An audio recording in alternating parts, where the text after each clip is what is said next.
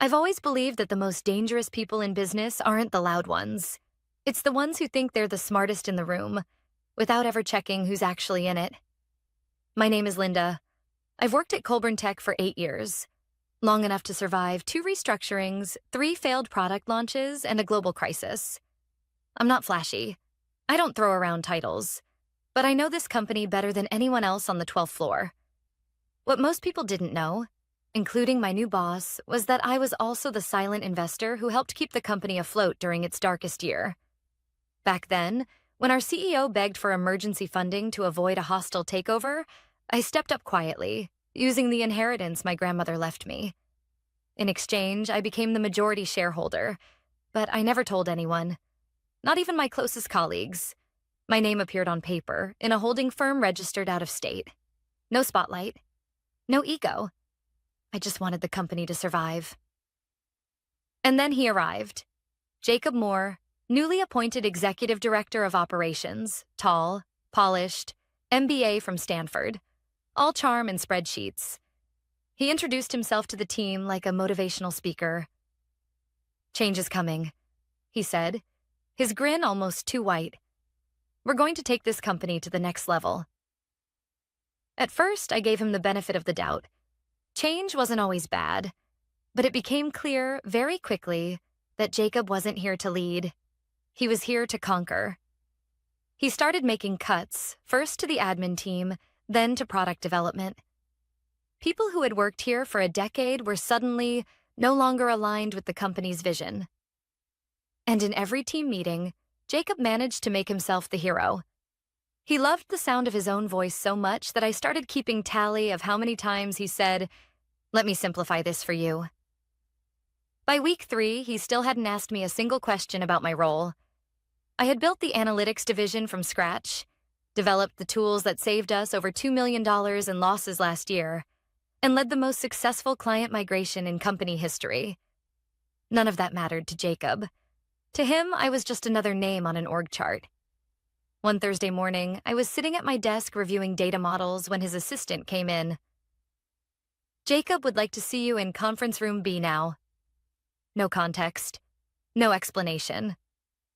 I gathered my laptop and walked down the corridor, my heels clicking against the marble tile, the silence around me unusually heavy. When I walked into the room, Jacob was already seated at the head of the table, arms folded. The blinds were drawn, the lights too bright. "Linda," he said without looking up, "let's keep this brief." I sat down, calm but alert. He finally looked up. "I've been reviewing your department's output. Frankly, I'm not impressed. The tools you've built are outdated and your team seems to lack initiative." I blinked once. "Outdated according to..." He shrugged. "Industry standards, metrics, gut instinct, doesn't matter. Bottom line is we're streamlining. And I think you've plateaued." There was a pause. Then he leaned forward and said it. "You're replaceable. You add nothing here." The words didn't sting, not the way he probably expected. Instead, something in me cracked, like a dam that had been quietly holding back water for far too long. I let out a short, sharp laugh. He frowned. "I'm being serious." "I know you are," I said, still smiling. "And that's what makes it funny." He leaned back, annoyed now. "If you find this so amusing, maybe you'd prefer to leave. We can formalize that today." I looked him square in the eye. "Then fire me." His expression faltered, just for a second. "Excuse me?" I leaned forward this time. "Fire me. If I'm so useless, let's not waste time. Get HR in here and walk me out." The room was silent. I could see his confusion starting to bloom. He hadn't expected defiance. Not from me. He thought I'd beg. Just like the others. But I had something he didn't know. And how fun the next boardroom meeting would be. Because he had no idea who actually held the power in this company. No idea whose signature was needed to approve his next promotion. Or his quiet removal. That day, as I walked out of the conference room with a polite nod, I wasn't furious. I was ready. Ready for the curtain to lift, and ready to finally show Jacob Moore exactly who he had just tried to erase. By the time Friday rolled around, word had started to spread. Not publicly, of course, but in offices like this, whispers move faster than emails. People noticed the way I left the conference room. Calm, composed, not a trace of worry on my face. That's the thing about silence. It unnerves the loudest people the most. Jacob spent the morning in back-to-back meetings, walking through the halls like a man measuring his new kingdom. He didn't make eye contact. Not with me, not with anyone outside his hand-picked circle of junior executives. But I knew what he was doing, paving the way for something bigger. He had plans, ambitions, and in his mind I was a loose end. Someone to be tied off before the board's quarterly strategy session. Too bad he hadn't done his homework. That morning, I got a call from Michelle, Colburn's head of legal and someone I'd trusted for years. "Linda," she said, "I reviewed the latest board prep file. Jacob submitted a proposed restructure plan. Your name's not in it." I raised an eyebrow. "He's trying to erase a whole division? Or just edge you out entirely?" But here's the part he really screwed up. He listed the majority shareholder approval as pending. I smiled. Of course he did. He doesn't know it's you, does he? Number and I have no plans to tell him. There was a pause on the other end of the line. "Linda, you could stop this today." "I don't want to stop it," I replied. "I want him to walk right into it." Because the truth is, men like Jacob don't learn through words. They learn through consequences. And his was coming. I spent the afternoon preparing my notes for the board meeting, scheduled for Monday morning. I reviewed our financials, operational risks, and department performance. Then I pulled up my ownership documents, quietly reminding myself of the leverage I carried in a leather folder no one had seen. When I closed my laptop that evening, I felt the tension settle in my chest like a loaded spring. Monday would be interesting. But not for the reasons Jacob thought. Monday arrived with the kind of sharp winter sunlight that made everything feel a little too clear. I dressed intentionally. Not flashy.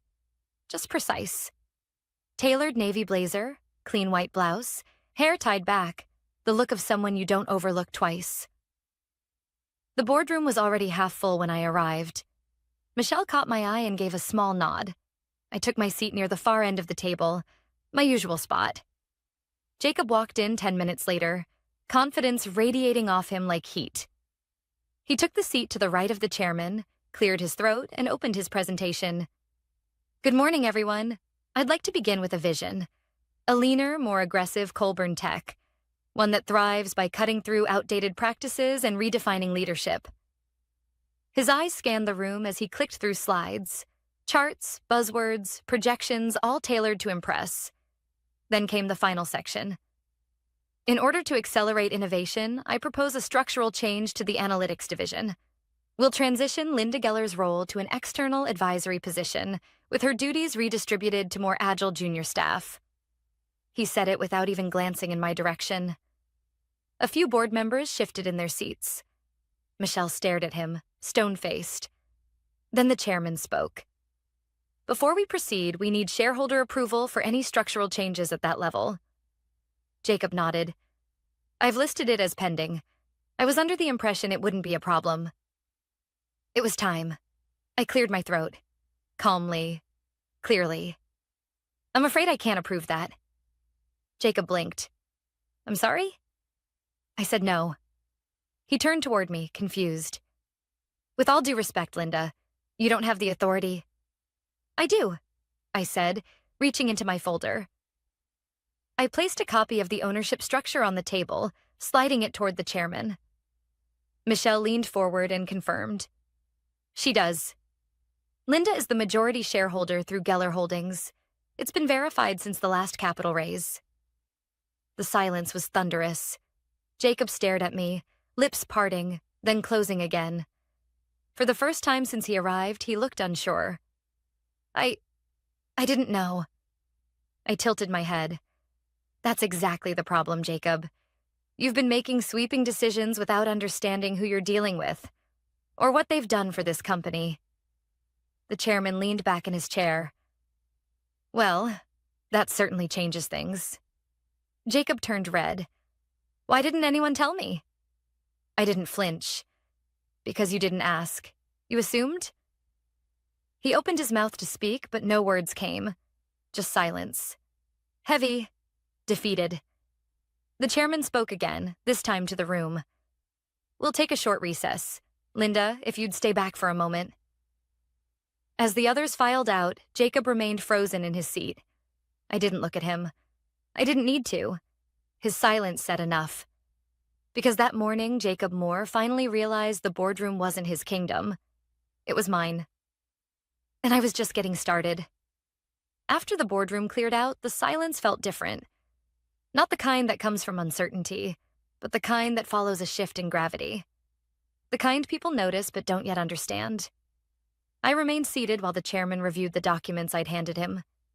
His brows rose only slightly, but that was enough. So, this explains why you were so composed, he said quietly. I gave a small nod. I've spent a long time choosing when to speak. He folded his hands, thoughtful. You didn't have to stay quiet, Linda. You could have pulled rank at any time. I didn't want rank, I said. I wanted results. I wanted to see who showed up with integrity, and who tried to bulldoze their way through the people who built this place. He nodded slowly, then leaned back. I'll be honest, that was one hell of a power move. I wasn't aiming for drama, I replied. Just clarity. Outside the room, I could already hear murmurs returning. Footsteps, shifting chairs. The others would be back soon. But Jacob hadn't moved. He was still seated at the table, staring at the screen in front of him like it might offer a lifeline. He hadn't said a word since I'd revealed the truth, and I hadn't looked at him once. When I stood, I gathered my folder, slid my pen into my notebook, and walked past his chair without pause. But just as I reached the door, I heard it. Why didn't you just tell me? His voice was quiet, flat, almost like a child who had just realized the game was real. I turned slightly, not enough to face him. Because the people who matter know, and the ones who don't, eventually show you why they don't. Then I left. The rest of the day moved like molasses. Emails piled up. Meetings were postponed. No one knew what to say, so most didn't say anything at all. But the atmosphere had changed. People passed me in the hallway with subtle nods, unsure if they were supposed to acknowledge what had happened. Some were curious, some looked relieved, and others looked worried. I wasn't surprised. Jacob didn't show up to the afternoon executive huddle. His assistant claimed he was handling urgent matters. I didn't need a memo to know what that meant. He was scrambling, trying to figure out how he'd missed something so critical, trying to dig himself out before the ground gave way completely. But the cracks were already showing. That evening, as I was preparing to leave, I received an anonymous message through our internal employee portal. Thank you.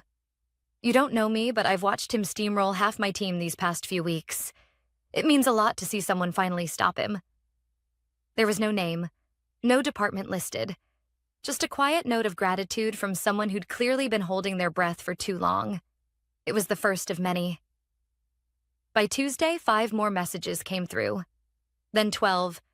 Some were short, others long, detailed, filled with timelines of sudden dismissals, strange evaluations, veiled threats.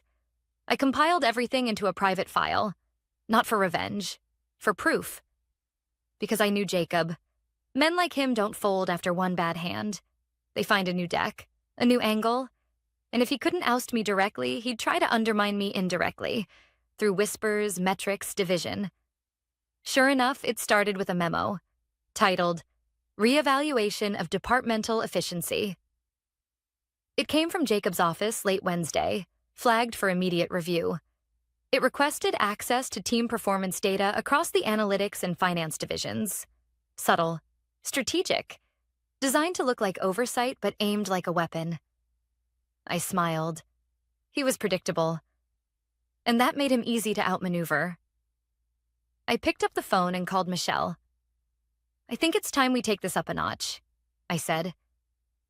You want to initiate an internal audit? She asked. Number I want to meet with HR and compliance.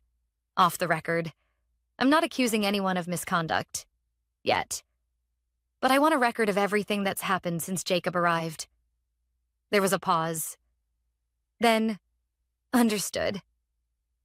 That night, I stayed late again. Not because I had to, but because I needed to think. I walked the empty halls, the fluorescent lights humming above me, the city skyline glowing faintly through the floor-to-ceiling windows. 8 years. 8 years of building, supporting, fixing things quietly. And now finally, someone had tried to erase me, only to find out I owned the pen. But this wasn't over. I could feel it in the air. Jacob wasn't done. He was licking his wounds, waiting, plotting his next move. And whatever it was, I'd be ready. By the following Monday, Jacob was back in the office. He walked with that same overconfident stride, nodding to people like nothing had happened, like the board meeting hadn't exposed the single biggest oversight of his career. That was the thing about Jacob. His ego was both his armor and his blindfold. And now it was beginning to crack. But instead of challenging me directly, he shifted tactics.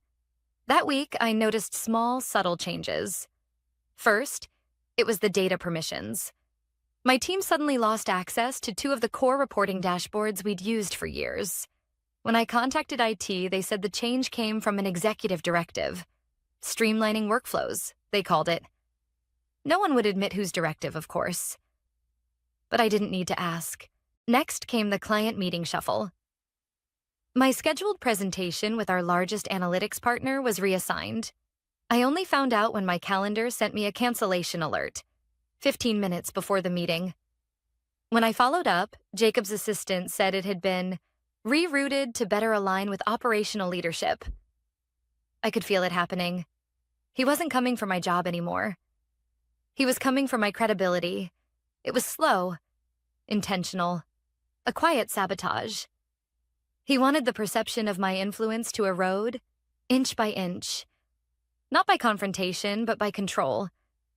He was betting I'd get tired, that I'd get paranoid, lash out, or simply give up. But I'd seen this tactic before. Years ago, fresh out of business school, I'd worked under a manager who had done the exact same thing to a woman on our leadership team. Whisper campaigns, strategic exclusion, private criticisms masked as concerns. She eventually left, exhausted, isolated. I hadn't had the voice to speak up then, but I do now. That Wednesday, I asked Michelle to lunch. We met at a quiet place off campus, a small cafe with worn leather booths and dim lighting. I laid out the pattern, the access blocks, the reassignments, the tone of Jacob's new memos. He's isolating you, she said after a long sip of her coffee. Yes, I said. And I want to respond the right way. Not react. Respond. Michelle nodded. Start documenting everything. Not just incidents, emails, meeting logs, timestamps. If he's creating a hostile work environment, we need evidence. I already have a file, I said. And I've started getting quiet messages from others. People he's sidelined. People who are afraid to speak. She leaned in. How far are you willing to take this? I didn't answer immediately.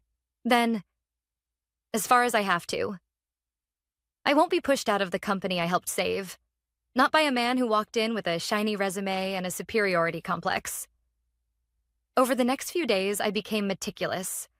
I logged every delay, every denial of access, every meeting I was removed from. I kept screenshots, recorded call summaries, even voice memos when I left certain discussions. My inbox became a journal, my calendar, a map of microaggressions. Then something strange happened. I received a forwarded message, an email Jacob had sent to the chairman, CCing 2 board members. It had been accidentally sent to me by one of the recipients. A quiet ally, I suspected. The message was short, clinical. Linda has shown signs of disengagement. I'm concerned about her leadership viability long-term. She's missed several meetings and seems increasingly uncooperative. I stared at the screen. Disengaged. Uncooperative. Words used not to describe, but to erase. This was it. His next move. He wasn't just sabotaging workflow, he was creating a narrative. One where I was the problem. One where he could push for my removal not with malice, but with plausible deniability. I took a deep breath and flagged the email. This time, I wouldn't stay quiet. The next morning, I called for a closed-door meeting with the chairman and Michelle. I presented my file. Calmly, cleanly, without emotion. Just facts, dates, patterns, evidence. When I finished, the room was silent. Then Michelle spoke. This is coordinated, calculated, and it's not just you. It's company resources being manipulated to undermine a senior executive. The chairman folded his hands. You've handled this with impressive restraint, Linda. I met his eyes. I didn't come to burn bridges, but I won't let someone slowly torch my reputation just to protect their own ego. He nodded. Leave it with us. There's a board ethics committee meeting next week. Jacob will be invited to present his leadership case. Will I be allowed to attend? You won't just attend, he said. You'll speak. As I left the room, I felt something I hadn't in weeks. Certainty. Jacob had underestimated me once. That had been his first mistake. Now he was trying to rewrite the story. And next week, I'd make sure the board knew the truth. In my own words. Because I wasn't just a shareholder or a department head. I was the warning he never heard coming. The board ethics meeting was scheduled for Tuesday at 9 a.m. I arrived 10 minutes early. Not because I was nervous, but because I wanted them to see I wasn't hiding. The executive conference room was unusually still. No chatter, no light jokes, just silence, broken only by the quiet clicking of laptops and the occasional sip of coffee. Michelle met me outside the glass door. Are you ready for this? She asked. I nodded once.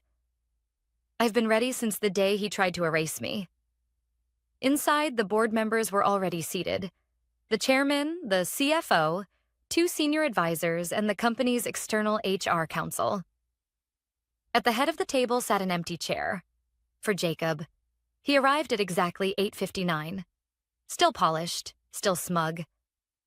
But this time, his smile didn't quite reach his eyes. Good morning, he said, voice smooth. Appreciate everyone being here. The chairman nodded.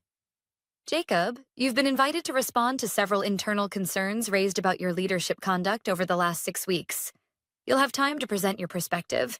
Then we'll hear from Linda. Jacob gave me a tight glance, as if this were just another performance to get through. He opened his folder, cleared his throat, and began. I believe what we're dealing with is a simple matter of operational misalignment. I was brought in to optimize performance. Unfortunately, some individuals have taken strategic decisions personally, particularly those involving role realignment and departmental efficiency. He spoke like a textbook. Cold. Rehearsed. Linda Geller has been an asset to this company, but over the past month, her behavior has changed. She's withdrawn from key projects, resisted collaborative input, and, frankly, created an atmosphere of tension that's been reported by several colleagues. He paused to let the words settle. A subtle smear, dressed in professionalism. He continued. While I regret that our relationship has become strained, I believe this is less about misconduct and more about a clash of working styles. I'd like to move past it. Focus on solutions. When he finished, the room was still. He leaned back slightly, pleased with his delivery. Then it was my turn. I didn't stand. I didn't raise my voice. I simply opened my own folder. I'd like to clarify a few things, I said, looking at each board member one by one. The decisions Jacob refers to weren't strategic. They were targeted. I've documented 6 separate instances where I was intentionally removed from meetings, stripped of data access, and reassigned from client communications without cause. I handed printed copies of the timeline to everyone at the table. Michelle nodded as I continued.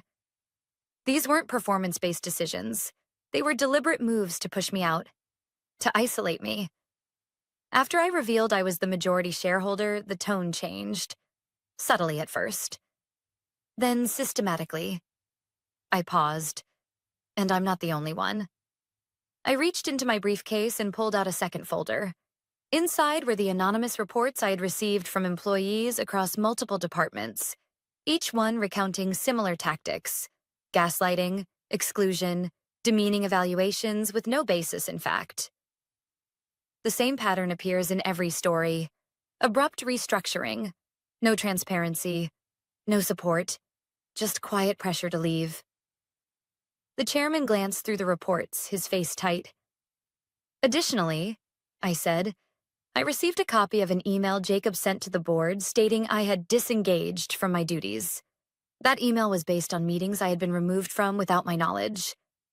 He created the absence, then used it as evidence. I let the silence do the rest.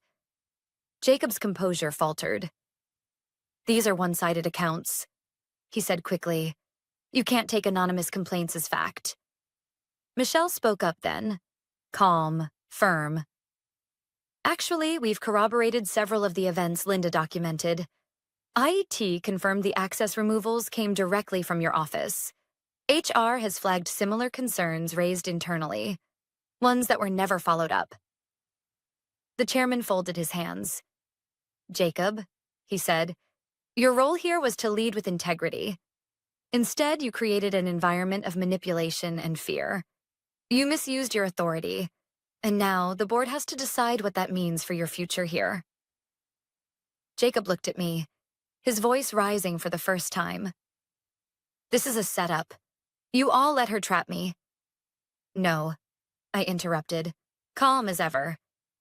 You trapped yourself. You underestimated the one person who wouldn't stay quiet. There was a pause. Then the chairman stood. Jacob, you are suspended effective immediately pending further review. Security will escort you out after this meeting. We'll be issuing a formal statement to the executive team by end of day. Jacob stood, stunned.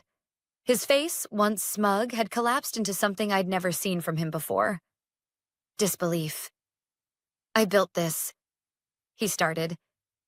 No, I said softly. You nearly destroyed it. He turned and left the room without another word. As the door clicked shut behind him, the room exhaled. The chairman looked at me. You didn't just protect yourself, Linda. You protected this company. I nodded but didn't smile, because I knew this wasn't the end. It was the beginning. 2 weeks after Jacob was escorted out of the building, the atmosphere at Colburn Tech had changed.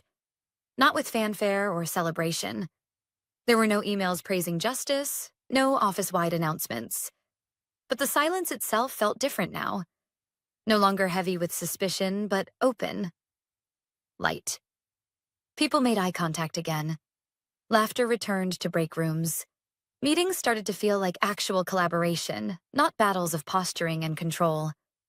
Still, Jacob's shadow lingered. Rumors flew that he'd tried to negotiate a quiet exit with a severance package, but the board declined. The formal report cited abuse of authority, ethical violations, and an attempt to deliberately mislead executive leadership. He left without an official statement. No LinkedIn update, no goodbye drinks. He just vanished. And I didn't step into the spotlight immediately. Instead, I went back to work. But this time, things were different. The board asked me to stay on as interim head of strategic operations. I accepted, but on one condition. I want to rebuild trust, I told the chairman. Not just mine, everyone's. He agreed. We need that now more than ever. So I started small. I met with every department head personally. I reopened channels Jacob had shut down. I reinstated access to the teams who'd been cut out of their own workflows. I invited anonymous feedback. I asked questions. And most importantly, I listened. The messages kept coming too, from people I'd never spoken to before. One junior analyst wrote, "When I saw you speak in that meeting, I realized I didn't have to be afraid to speak up anymore. Thank you for showing me that strength doesn't always mean yelling. Another message simply said, you made me believe we could be led by someone who actually sees us. Those words stayed with me, because that's what it had all come down to in the end. Being seen. A month after Jacob's removal, the board gathered again. This time, not for discipline, but for decision. The chairman called me into his office ahead of the meeting. I assumed it was to discuss a new appointment, maybe even help choose Jacob's permanent replacement. Instead, he slid an envelope across his desk. My name was printed in gold on the front. I opened it slowly. Inside was a formal letter, stamped and signed. Permanent Executive Director of Strategic Operations. I looked up. I didn't ask for this, I said, barely above a whisper. I know, he replied. And that's why you're the right choice. There was no triumphant music, no round of applause. Just stillness. I nodded once. If I take this, I want a seat at every strategic table, not just for optics, but to drive change. You have it. And I want a new code of leadership conduct, non-negotiable. Every new hire, every promotion. We start from values. Done. And the people Jacob tried to bury. I want their voices amplified. No more silencing talent because it's inconvenient. You're shaping the culture now, he said. We're just following your lead. That night, I stayed in the office long after everyone had gone home. I stood by the window, looking out at the city, its lights flickering like stars trying to stay lit in fog. I thought about my first day here, 8 years ago. I'd sat quietly at my desk, terrified to speak too loudly, afraid to make mistakes. I'd watched others rise by noise and proximity, while I kept my head down, working, waiting. I used to wonder if anyone ever noticed. Now I know they did. Eventually. The next morning, I removed Jacob's old nameplate from the glass wall of his former office. I didn't replace it with mine. Instead, I had a new one made. Integrity is not optional. 3 words, but everyone understood what they meant. Because leadership isn't about control. It's about clarity, respect, responsibility. And the people you lead will never forget how you made them feel. I know now that power doesn't always look like shouting in meetings or pounding fists on tables. Sometimes it looks like a woman quietly sitting through an ambush, then walking out stronger. Sometimes it's knowing when to speak, and sometimes it's knowing when to let silence speak for you. I didn't win because I had the title. I won because I never lost sight of who I was, even when others tried to rewrite the story. And that's a kind of power no one can take from you.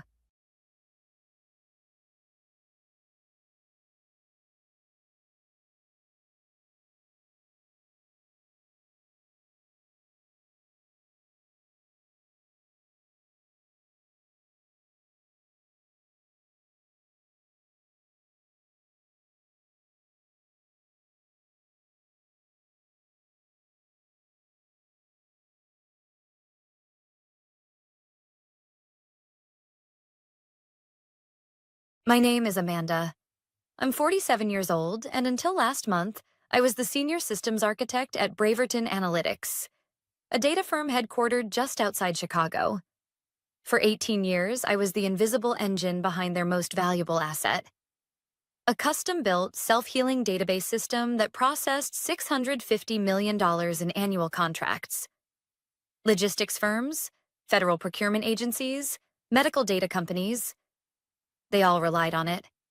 On me. I wrote every line of the foundational code.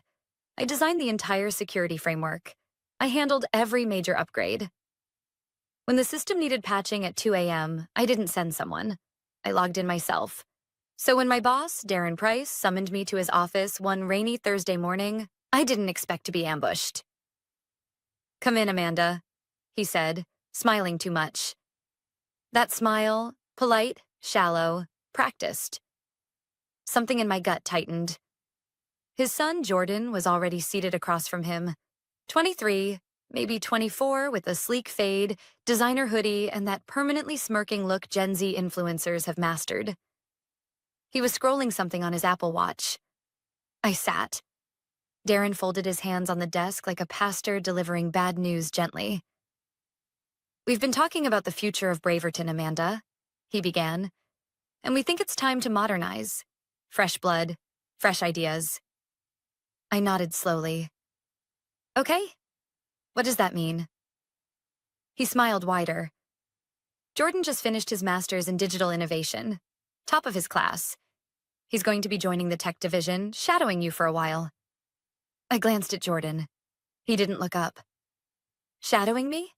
I asked, careful not to let my voice crack. "For now," Darren said quickly. "Eventually, we'll transition him into a more strategic role. You've done amazing work, Amanda. You've built this place from the inside out, but we can't keep running on legacy systems. Jordan's got ideas about blockchain integration, full AI automation, machine-led project ops." I blinked. "We already run 3 active machine learning models. I built them." "Exactly," Darren said, as if that proved his point. "But the world is changing fast. You know how it is. Your methods are great, but they're, let's say, seasoned. Jordan represents the future." I nodded, lips pressed tight. "I'm sure he'll be a great fit." Darren beamed. Jordan still hadn't looked at me. I walked out of that office with a calm face and a boiling stomach. I'd been here since before Darren even bought the company outright. I remembered when Braverton had folding chairs and shared logins. I remembered the long weekends rebuilding systems after blackouts, doing emergency patchwork with a flashlight and an old ThinkPad. And now I was being seasoned out. That was the first crack. 2 days later, Jordan was given full admin credentials to the central system. Darren didn't even ask me first. He just sent a casual memo. "Let's get Jordan onboarded to the core framework so he can start learning architecture." Learning architecture. Like it was just instructions on a YouTube tutorial. I watched Jordan stumble through basic documentation. He didn't know the difference between a dynamic table and a static array. He once tried to rerun a backup script from a test environment. Live. Thankfully, I had installed invisible safeguards, protocols I'd written myself years ago after watching a junior dev accidentally wipe a sandbox server during onboarding. Jordan didn't know those safeguards were even there. Every day I watched the system I had spent 18 years perfecting be fumbled like a toy in the hands of someone who thought data migration meant dragging folders to Dropbox. Still, I smiled. I trained, I documented, but I also started watching the access logs. Jordan was logging in late at night, making changes he didn't understand, poking around in modules he wasn't cleared to modify. I knew what was happening, even before the words were said out loud. Last Friday, Darren stopped by my cubicle with a box in his hands. "Hey, Amanda, can we chat for a second?" I stood slowly. "Of course." We walked into conference room 3A. It was empty except for a small stack of papers on the table. "Let's sit," he said, still with that pastor's smile. I did. "This is hard," he began, "but we've made a decision. Effective immediately, Jordan will be stepping into the senior systems architect role. We'd like to transition you into a part-time consultancy." I kept my face still. "I see. You've been incredible. Seriously. But the board wants forward motion and—" "I understand," I said. He relaxed.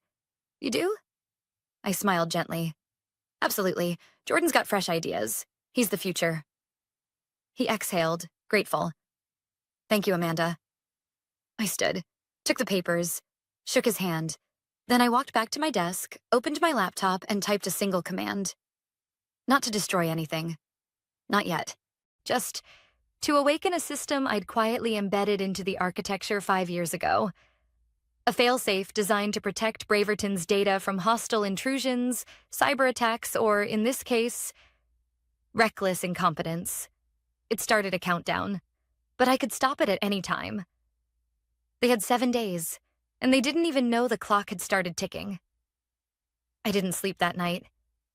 I lay in bed staring at the ceiling fan, listening to the faint hum of its rotation, thinking about every weekend I had ever given to Braverton Analytics. every birthday I'd missed. Every time I skipped family dinners because a server was misfiring or a client API broke during a holiday sync. And now I was being replaced by a 23-year-old who didn't know how to ping a node without Googling it first. The failsafe I activated wasn't destructive by design. Not yet. It was defensive. Think of it like a sealed chamber with oxygen slowly draining. If you knew what you were doing, you could restore balance. But if you didn't, well, things would begin to collapse piece by piece. I checked the logs again that morning from my personal laptop. Access attempt 0314 AM. User jpriceadmin. Module /core/query/handlers. Status blocked. Insufficient clearance. He was trying to rewrite one of the query handlers that regulated client transaction summaries. He'd been warned in the documentation not to touch that section. It wasn't just code. It was logic. Logic that connected 143 subroutines, including billing triggers, compliance flags, and data reconciliation flows. Break it, and the whole house starts to tilt. But I didn't intervene. Let the system whisper its own warning first. At 9:41 AM, a Level 2 diagnostic alert was triggered. Nothing dramatic, just a subtle anomaly in the nightly reconciliation for a freight logistics client. The kind of error that wouldn't raise eyebrows to anyone who hadn't watched the platform for over a decade. But to me, it was the first domino. Later that morning, I walked into the kitchen to grab coffee. Jordan was there already, grinning at the new intern while tossing a stress ball in the air like he owned the place. "Amanda," he said with a smirk. "Hey, so I pushed some updates last night. Tried to clean up those handler functions. Make the code leaner." My pulse slowed. "You mean the handlers in core/query?" "Yeah." He shrugged, sipping his oat milk latte. "Honestly, looked like stuff from the Stone Age. No offense." "None taken," I said, smiling. "Did you remember to update the pointer references in the billing module?" His face blanked. "Pointer what?" "Never mind," I said, walking away. "I'm sure you'll figure it out." Back at my desk, I saw the system had generated 2 new alerts. Minor delays in client report generation. A ripple effect. Subtle. Elegant. The failsafe wasn't just a panic button. It was an intelligence. It scanned user behaviors, tracked inconsistencies, monitored structural anomalies. If it identified sustained misuse or compromise, without my biometric override, it escalated. They had 6 days left. That afternoon, Darren called a company-wide meeting. A town hall, he called it, held in the second-floor atrium with its ridiculous neon "Innovate Together" sign buzzing overhead. He was proud, upbeat. "This is an exciting time," he said into the mic. "Amanda has done brilliant work for us, and now Jordan will build on that legacy and push us into the future." Jordan took the mic, full of TED Talk energy. "We're exploring decentralized architecture, cloud-native solutions, and smarter automation. Legacy is great, but innovation is about letting go." Everyone clapped, except the engineering team. I saw Dan from DevOps glance at me, eyebrows raised. Priya from Data Security stared at her shoes. They knew. They just couldn't say it out loud. After the meeting, I got a Teams message from Dan. "You okay? This whole thing feels off." I typed back, "Don't worry. Everything is working exactly as designed." That night, Jordan attempted to run a batch overwrite to simplify data retrieval for a mobile client interface. Timestamp: 11:12 p.m. Result: error, recursive reference loop detected. System response: isolation of corrupt module. Secondary systems rerouted. The system was defending itself, quietly walling off the mess he created without his knowledge.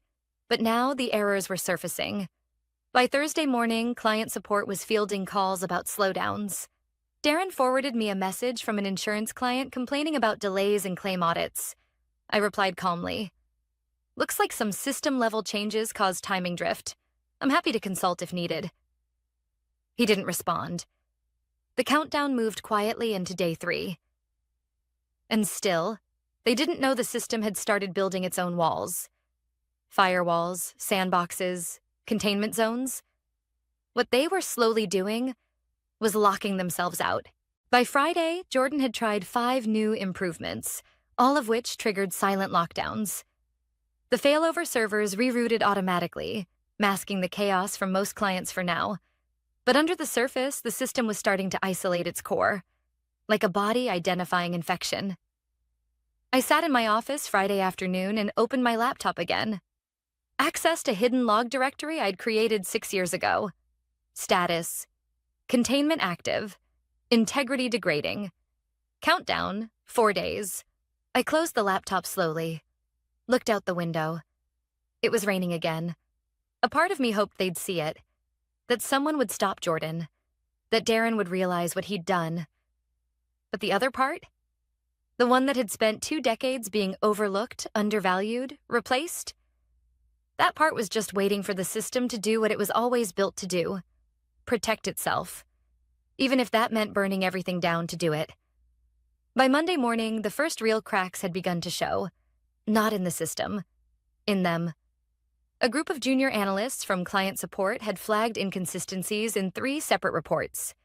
Mismatched totals, duplicate timestamps, one record showing a negative transaction value, which should have been impossible.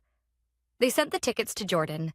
He forwarded them to IT. IT escalated it to DevOps.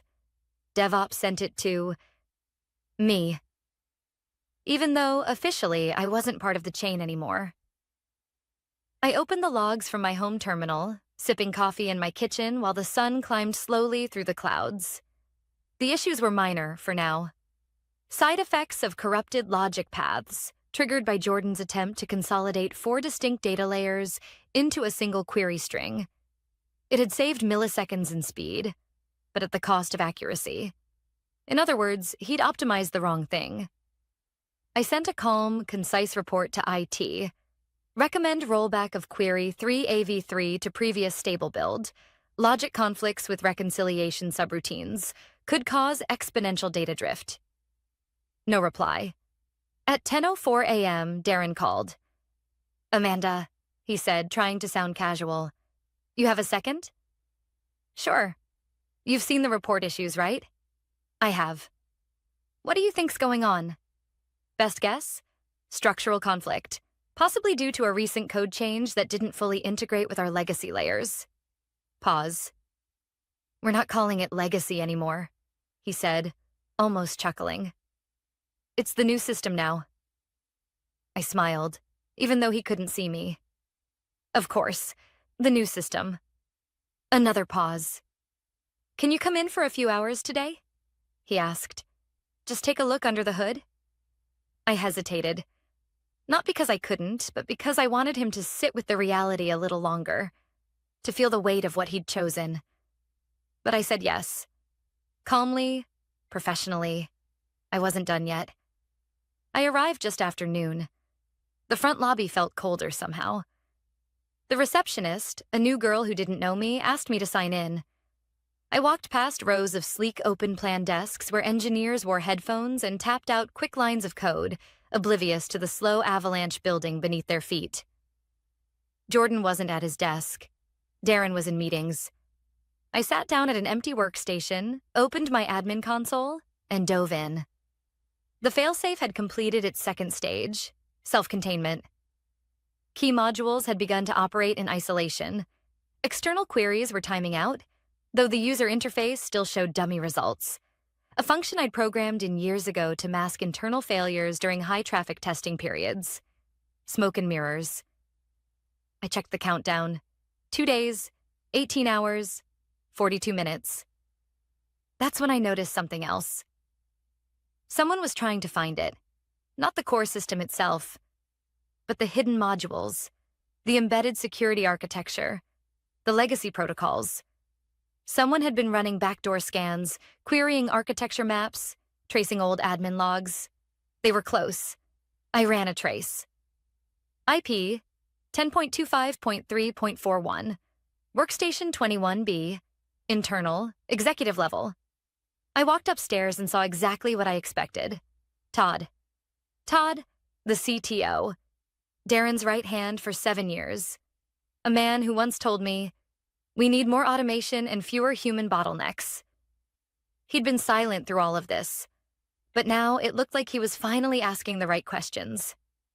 I watched him through the glass, his brows furrowed, a legal pad filled with notes, an open email thread with Jordan, and at the bottom of his screen, my name. He knew I'd built something. He just didn't know what. At 4:30, Jordan returned from whatever meeting he'd been in and walked straight to my desk. "How's it going?" he asked, leaning on the divider like we were friends. "Fine," I said. I isolated the drift. "You might want to double-check the way your handlers interact with our transactional filter layers." He nodded, pretending to understand. "Hey, I was thinking," he added, "we should probably just migrate everything to AWS. The cloud handles this stuff better, right?" I blinked. "You want to move the entire system to the cloud?" "You realize we handle sensitive federal and medical contracts? That would require a 12-month compliance audit and $12 million in infrastructure changes." He shrugged. "Yeah, but it's, more scalable." I said nothing, just nodded slowly and returned to my screen. That evening, as I drove home, I passed the coffee shop where I'd written the very first lines of code for this system.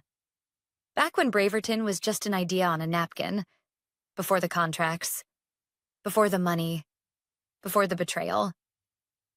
And for the first time, I let myself feel it. The heartbreak. They hadn't just replaced me, they discarded me. All those years, all that loyalty, wiped away by a younger resume and a cheaper salary. They thought I was old code, but I was the foundation. And without me, nothing stood for long. That night, I checked the logs again. Attempted override detected. User, Todd Brennan. Status, blocked. Failsafe escalation, imminent. I leaned back in my chair. They had no idea. The final stage was about to begin. By Tuesday morning, they were officially panicking. The reports were wrong. Not broken, worse. Convincing but flawed. Totals balanced, data looked polished, graphs generated correctly. But the numbers? They were fiction. A logistics client flagged a discrepancy in their freight billing data. Their reported payload didn't match the invoices. That triggered an internal audit. Then another client, a defense contractor, called about missing transaction logs. And by 10 a.m., I got a message. From Todd. "Amanda, we need to talk. Urgent." I didn't reply right away. Instead, I watched the log activity. He had been probing the system overnight again, trying to trace control permissions, hunting for a way to manually reset modules. But he was too late. The final stage of the failsafe had already begun. System status, Phase 3. Transition block. Data access. Partial containment override attempt. Logged, denied time remaining. 1 day, 6 hours, 17 minutes. I took my time driving in. Stopped for coffee. It was overcast, that heavy Midwest gray that makes buildings feel like tombstones. When I arrived at Braverton, the lobby was louder than usual. People talking in hushed tones, managers walking briskly, techs on headsets. Something had shifted. The elevator ride to the 6th floor was silent. The hallway, lined with framed awards and plaques about innovation and integrity, felt almost ironic now. Todd met me at the door to the server room. "Amanda," he said. He looked pale. "We're having issues." I raised an eyebrow. "So I've heard." He opened the door, gestured me inside. Monitors lined the walls, most of them showing status screens filled with red. A massive wall map of client locations flickered with error pings. "We're losing control of the system," Todd admitted. I didn't speak, just waited. He continued, "We've tried rolling back the latest changes. No effect. The backups aren't syncing. Mirror servers are showing corruption flags. It's like it's defending itself." He didn't say it out loud, but I could tell he was starting to understand. "I found references," he added, "to something called LPR7. I nodded slowly. "Legacy Protocol Redundancy, version 7. You wrote that? I did. In 2016, during the ransomware surge, it was designed to prevent unauthorized structural changes under elevated threat conditions. Is that what's happening now? I looked at him carefully. From the system's perspective? Yes. Someone's trying to take over without proper credentials, without sufficient understanding of the architecture. Todd exhaled. Okay, so we disable it. You can't. What do you mean? It's biometric triggered. The system recognizes one authorized override signature. Mine. Todd's jaw flexed. So you can stop it. I nodded. Yes, I could. He didn't ask why I hadn't. He already knew. At that moment, the server room door opened. Jordan stormed in. Are you seriously wasting time talking to her? He barked. We should be wiping everything and starting over. Todd didn't answer. He just looked at me.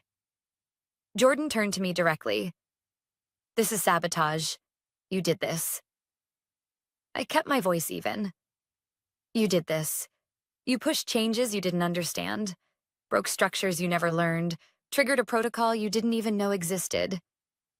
I have a master's degree, he snapped, and I have 18 years of experience keeping this system from collapsing. His eyes narrowed. Then fix it. I looked at him. Really looked. Entitled, arrogant, convinced that his credentials were more valuable than wisdom. He didn't see me as a person, just an obstacle. No, I said softly. I think it's time you try running the system you wanted so badly. I left the server room. Todd didn't follow. Back at my desk, I logged in and checked the diagnostics again. Client alert volume.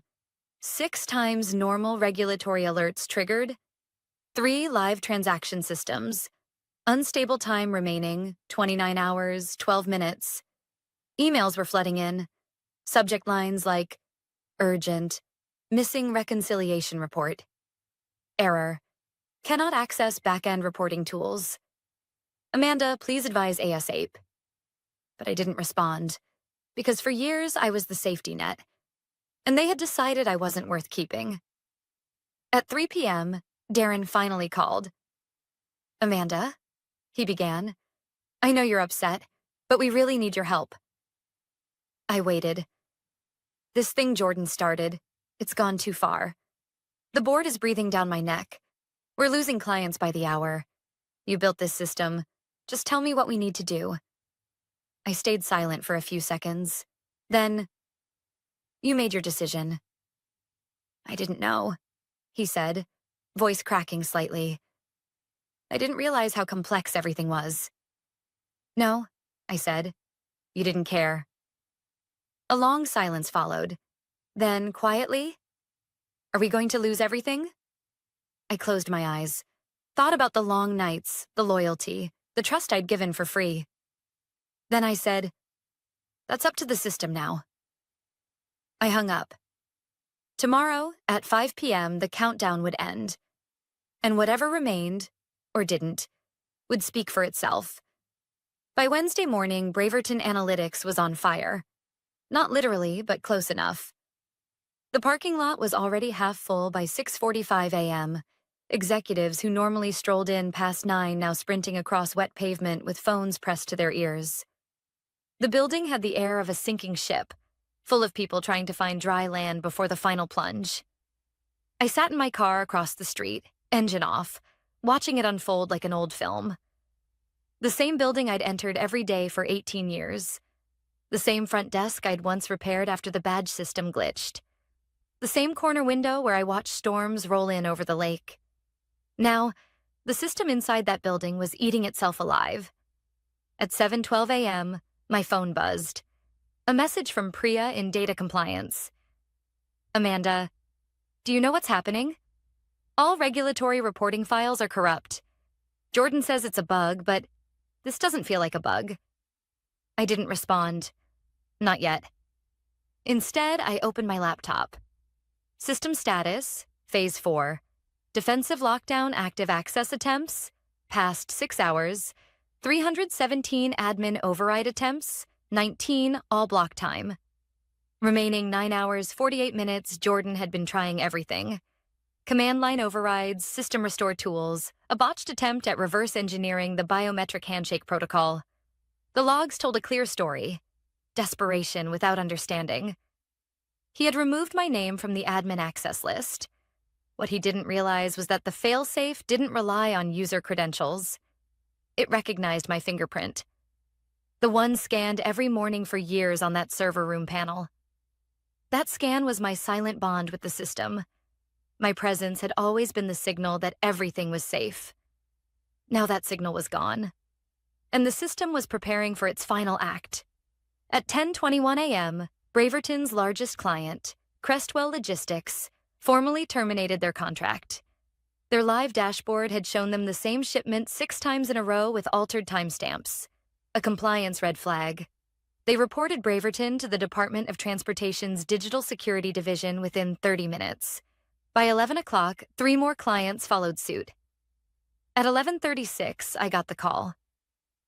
Not from Darren, from a number I didn't recognize. I answered. Amanda. A voice said quietly, "It's David Winthrop. I'm a partner at Red Elm Capital. We hold an equity stake in Braverton." I said nothing, just listened. "I understand you're no longer employed there, but we're being told that you're the only one who can help us." I took a deep breath. "With respect, Mr. Winthrop, that's not my responsibility anymore." He hesitated. "We know what they did, and we understand the gravity of what's unfolding, but we're willing to make it right. Compensation, equity, a seat at the table." I almost laughed. After everything, the betrayal, the replacement, the arrogance, now they wanted to buy back what they'd thrown away for free, but it was too late. They hadn't just lost a system. They'd lost trust, integrity, respect. I didn't reply. I simply ended the call and closed my laptop. At 1 p.m., I walked into the building for the last time. No badge needed. The system no longer locked me out. It just didn't respond. The biometric scanner at the server room was dark, already disengaged from core power. Inside, chaos buzzed like electricity. Every screen blinked with errors.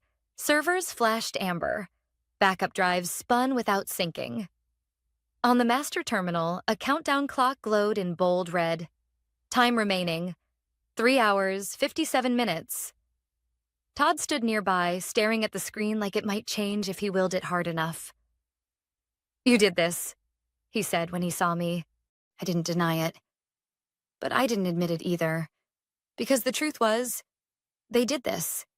Every line of faulty code, every ignored warning, every arrogant decision built the staircase to this moment. "I designed the system to protect itself," I said. "If you'd left it alone, it would have kept running." "Then stop it," he said. "You're the only one who can."